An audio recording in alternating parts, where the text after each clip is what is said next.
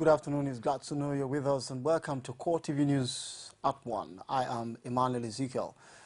The Senate has suspended its plan to override President Goodluck Jonathan's veto on the constitutional amendment bill. This is to enable the federal lawmakers challenge the Supreme Court's power to stop them from taking further legislative action on the said bill. The leadership of the Senate gave indications of the legislators' next line of action after a 1-hour-long executive session. It began as a rift between the executive and the legislature, but now the judiciary has been sucked into a three-way battle over the Constitution Amendment Bill. The Senate had gone into a closed session with indications that the federal lawmakers would override President Jonathan's veto. But 1 hour later, the senators emerged from the meeting with a resolve to suspend action.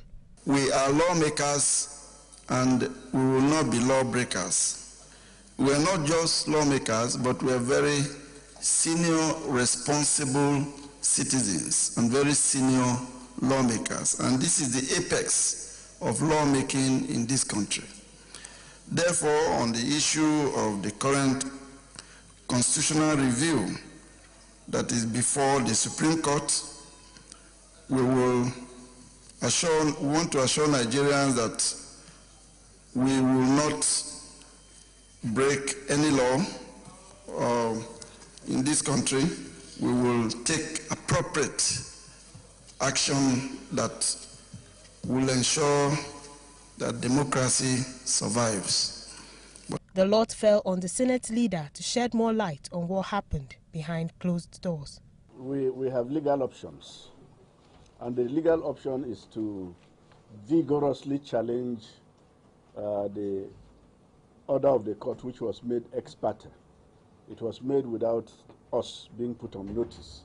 And I believe that we can get the court to quickly determine that. And we intend to pursue that. The Senate insisted it did not do anything wrong while carrying out its legislative duties, contrary to the position of President Jonathan. The lawmakers also disclosed that the president had still not returned the original version of the bill sent to him. There was a resolution taken on the floor of the Senate for the original copy of the bill to be returned. That resolution has been communicated to Mr. President and Commander-in-Chief, and up till now we haven't gotten back the original. We have our suspicions why the original has not been returned. With only a few weeks remaining to the end of the tenure of the two arms of government, it is clear that the National Assembly is not prepared to back down. But for now, the Senate has decided to stay action, pending when it completes its legal battle with the Supreme Court.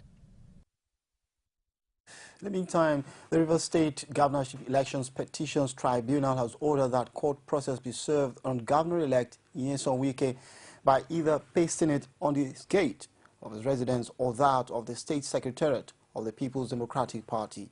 This was after the three-member panel, which held its inaugural sitting in Abuja, was told that the governor-elect had been evading service in the petition challenging his victory. The petitioner, Dakuku Peter side of the All Progressives Congress, had through his counsel, Rotimi Akeredolu, urged the tribunal to grant an order for substituted service on the defendant. In a short ruling, Justice Muazu Pindiga granted the prayer and ordered that service be effected on the defendant.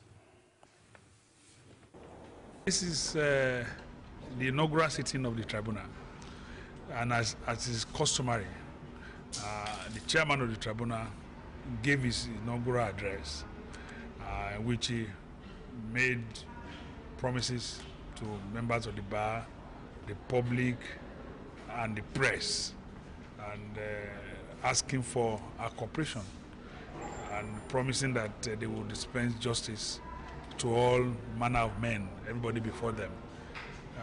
He counted the number of petitions they have, 5 petitions in all against PDP and its candidate. And in our reply, on behalf of the bar, we promised cooperation with the tribunal. And then we went ahead because the APC and our candidate, Dakuku Peter side, had before the court the motionless party for substituted service, And we took the motion as part for service, and it was granted. Away from that, now President-elect Muhammadu Buhari has denied endorsing any individual for Senate presidency or any position in the Senate. He insists that he will not interfere with the process of selecting principal leaders in both chambers of the National Assembly. In a statement released in Abuja on Wednesday, General Buhari brushed off insinuations in the media that he was in support of a particular senator's emergence as leader of, or that he belonged to any camp pushing for the emergence of a leader from a particular part of the country. The president-elect added that the insinuations were probably born out of people's expectations based on the way things had happened in the past, but reminded Nigerians that change had truly come. Members of the House of Representatives on Wednesday began a clause-by-clause consideration of the report on the Petroleum Industry Bill, PIB. The report was presented by Chairman of the Ad Hoc House Committee on PIB, Ishaq Bawa, on the floor of the House.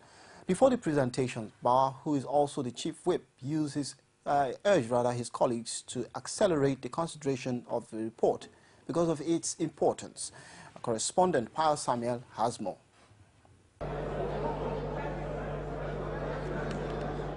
At resumption of plenary on Wednesday, members of the House went into a closed-door meeting to deliberate on the all-important Petroleum Industry Bill. Shortly after the meeting, the members settled down for their legislative duties. First on their priority list is the PIB, which had been pending for a while.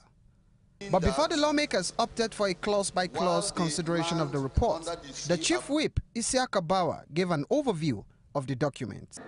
The objectives of the bill, Mr. Chairman, is to create a conducive business environment for the petroleum operation. He argued that the bill will create a conducive environment for petroleum business in Nigeria, as well as enhance adequate fuel supply across the country. The first clause easily sailed through, but the second one did not enjoy easy passage. So my advice, in line with the Supreme Court ruling, since it has actually been extensively provided for in the Constitution, it should be deleted. That provision is already in the Constitution. Reproducing it in any act makes it inconsistent by the doctrine of covering the field. I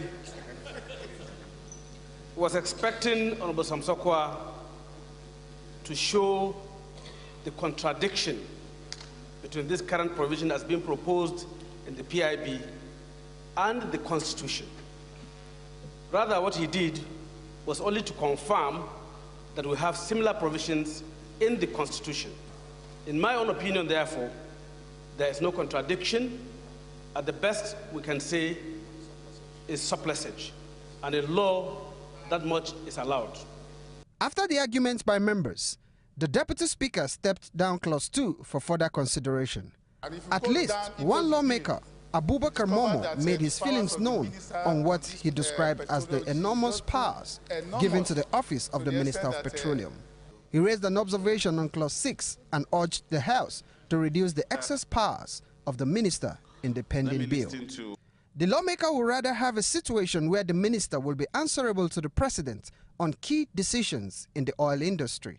We are having this power, and if you go down into the bill, you discover that the powers of the minister on this petroleum is just too enormous, to the extent that in due course it will be an octopus as far as petroleum matter is concerned. At the end, Clause 6.1G was carried, while Clause 6.1F and 6.2 were stepped down for amendment before adjournment. The PIB report has 368 pages and 312 sections. Pius Samuel, CoreTV News, Abuja. And now to an honor bestowed on outgoing President Goodluck Jonathan, where a charity organization, Support Our Troops Foundation, has presented President Goodluck Jonathan with a certificate of bravery for his efforts at combating domestic terrorism. The group, which has been lending support to troops at the front lines, also commended the government for the recent successes of the military. Founder of the charity organization made the presentation at the Presidential Villa, Abuja. Now, following the razing down of over 100 houses resulting in the death of 35 persons and over 200 displaced persons in VAT and Fodom districts of Barkin-Ladi LGA in Plateau State, Emmanuel Loman, Barkin-Ladi local government boss, has called on the federal government to step up security to halt the ongoing massacre in the state. Loman made this call while addressing journalists in Plateau. He claims the insurgents have better weapons and strategies in comparison to the Special Task Force, hence the call for special intervention from the federal government. I discover the firearms of the terrorists are more than that of the security agencies, because the security agencies themselves, they are even afraid. They went there to fast from Barkin-Ladi local government, very close to Barkin-Ladi town. Do you know what? We were together with the STF. See, the Fulani were at the other side. They were even telling the STF, if they are man enough, they should come. The Fulanis were there, well armed with sophisticated equipment. Do you know the next thing the STF commander said? That we should go back. And since then, nothing has been done. They definitely know the location of these people. They know the caliber of weapons they have. I thought immediate action should be taken to safeguard the occurrence of all these kind of ugly situations. But nothing has been done. So it's a point that so much worries some of us in leadership. If those that if you feel that they are in a better position to do something to better the society and not doing it, then it weakens you really. If you've just joined us, this is CoreTV News at 1. We'll go for a quick break. When we return, fuel scarcity bites harder across the country, as well as a protest purported to stop reported retrenchment. These and more will come. Stay with us. As news breaks, people don't let events pass without giving their comment or reactions. When the problem arises in society, these are the people that will be consulted. To cleanse the corruption in society, we are not to provide information for good life and also security of life and property in this country. The academic society have the loudest voice on this platform. Whether you call it a sovereign national conference or a national conference, it's about the people of Nigeria. There should be a change in power. In any way they can do it. I think there's a script already. Every Tuesday at 8:45 p.m. on this station. From the Ivory Tower, a must-watch for the learning minds.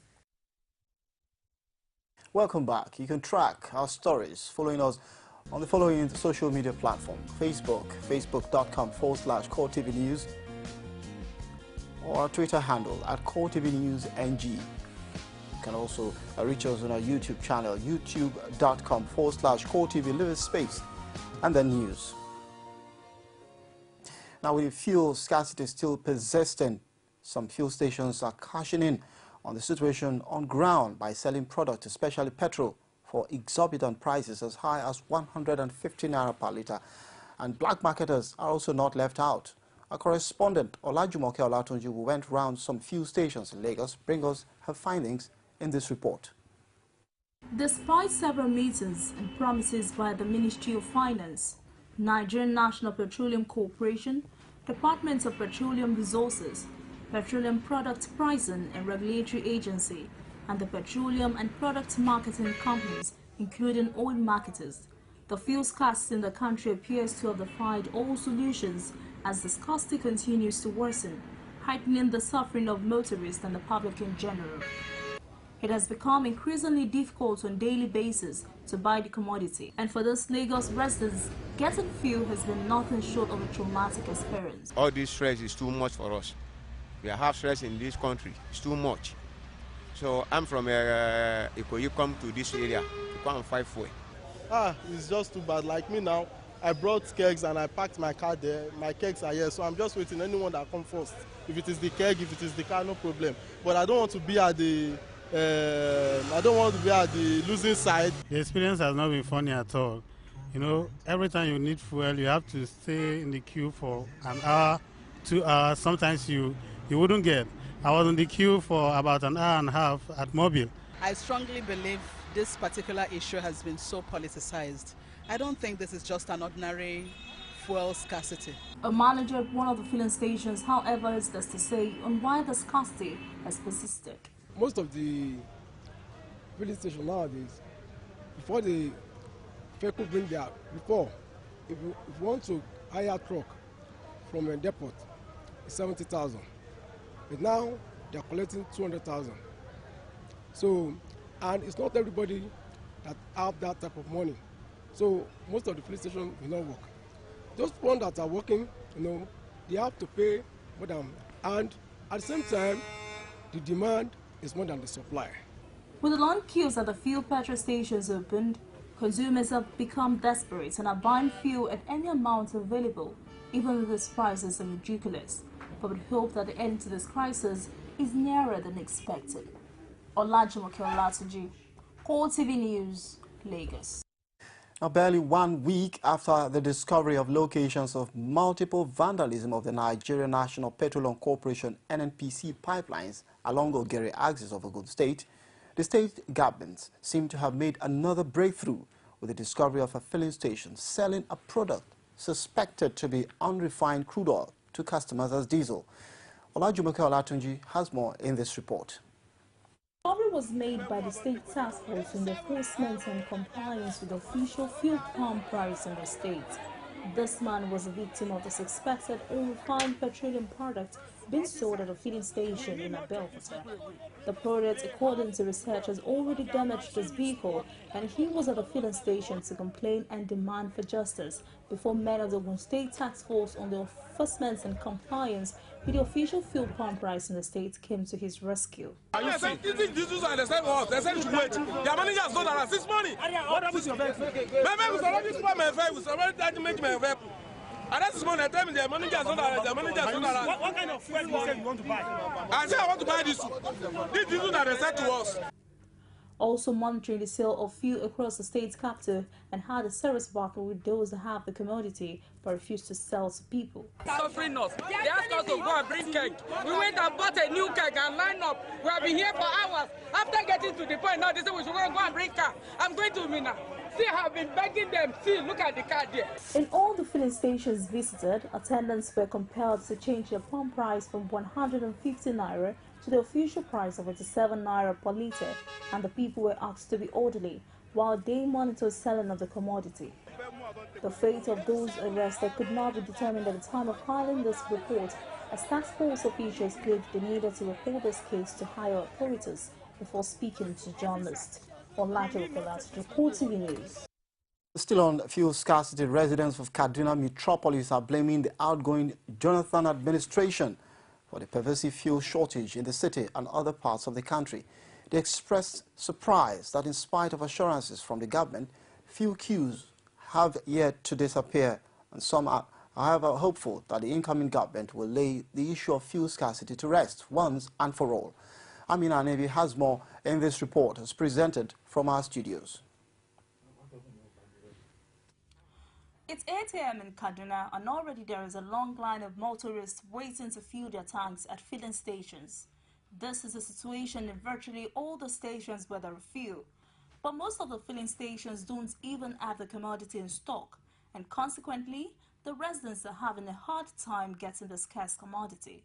Many of them here have been on the queue as early as 5 a.m. I've been here around 5 o'clock in the morning. So this is like after 10 or after 10.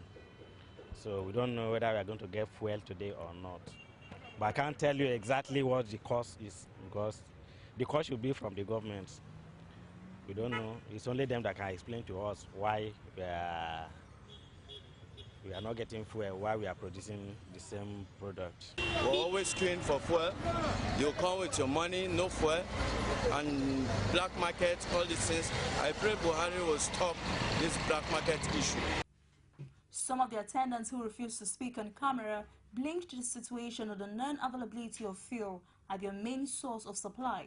But for many residents, the government is responsible for the problem. Well, I've been here since 5:30, to be honest, and from the look of things, things are not going on very well, honestly speaking. The fuel scarcity is getting worse. I don't know what's going on. The government should do something, please. I left my house as early as 5:30 a.m. this morning, and I got here about by 15 minutes to 6, and I've been on this queue since that time. And it has not been moving, but reports reaching us now that it is moving. And I think one of the major problems was that they had a fire incident yesterday, and they exhausted all their fire extinguishers. And they said they could not sell until they get new stock, and we have been on the queue waiting. Abubakar Abdullahi, who prefers to speak in Hausa, however, believes that the problem will end as soon as incoming government takes charge. Like yesterday now, I think there is no fuel in town, so I went and bought a black market. So I work with black market. I cannot even make my this thing. So today I have to come as earlier as 6:30 to join the queue, so that I will able to get for the control price. I will able to get my fuel. I've been on the queue since 5 a.m. because we thought we'll get fuel. I'm blaming the present government, but I believe that with this new government, everything will be in charge. For now, Kaduna residents, just like older Nigerians, have to spend hours in fuel queues. The alternative is to buy the commodity at a higher rate at the black markets.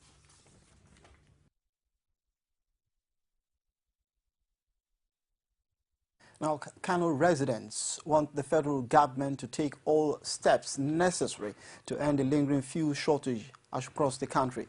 This is in the aftermath of the lull in commercial activities in the ancient city as a result of the scarcity. Many motorists who spoke with CoreTV News at filling stations in Kano complained of spending long queues at the filling stations. And black market operation is, however, witnessing a boom in the metropolis as well.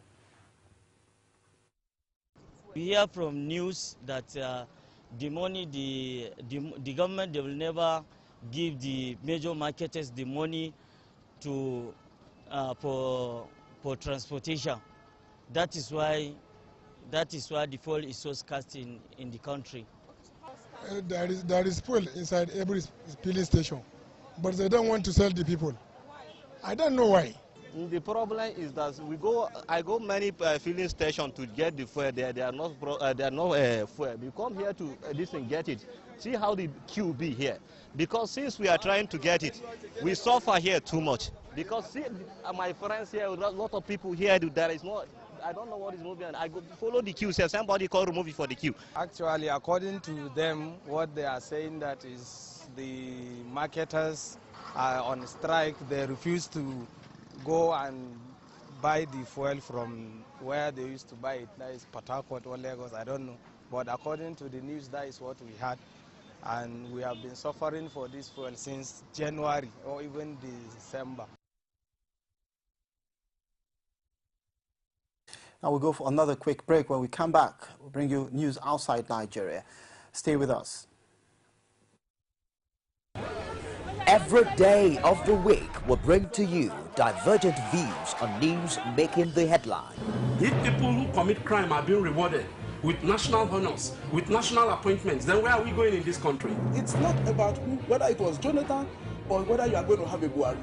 It's the kind of political structure we run. Sometimes it gets confrontational. We are talking about a Buhari who at 41 became head of state. The man did not exhibit the attribute of somebody that is strong intellectually. So, comrade, you're saying if you become governor, you're going to bring back Okada? Of course. You will bring back the market women on the streets? Excuse me, don't put words in my mouth. On Core Digest, we bring all of this to the court of public opinion, where you are the judge.